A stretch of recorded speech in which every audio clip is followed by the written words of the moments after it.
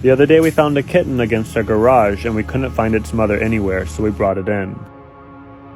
We offered him some water and realized that he was using his paw to determine the depth because he couldn't see. He seemed to be comfortable around us, so we decided to keep him in our garage while we went to the store to get him some food.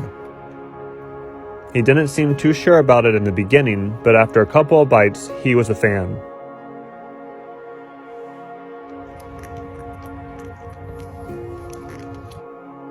We cleaned up his eyes the best we could for the first night and played with him for a little bit before we got him settled into bed.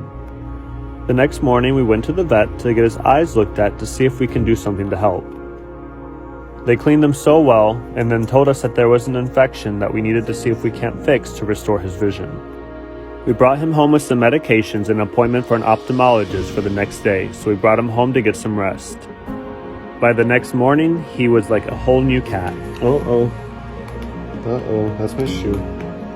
Jose and I stayed on top of his treatment with the eye drops every 2 hours and his antibiotics. Good boy. That's a good boy. Then it was time for breakfast before we headed to the ophthalmologist to get his eyes looked at again. He wasn't a big fan of the car at first, but after a few minutes he got comfortable and settled down.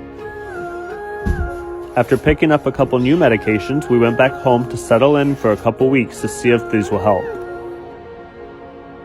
On Thursday, we go back in for his follow-up appointment to determine if we'll need to do surgery on his eyes or if they can be saved at all.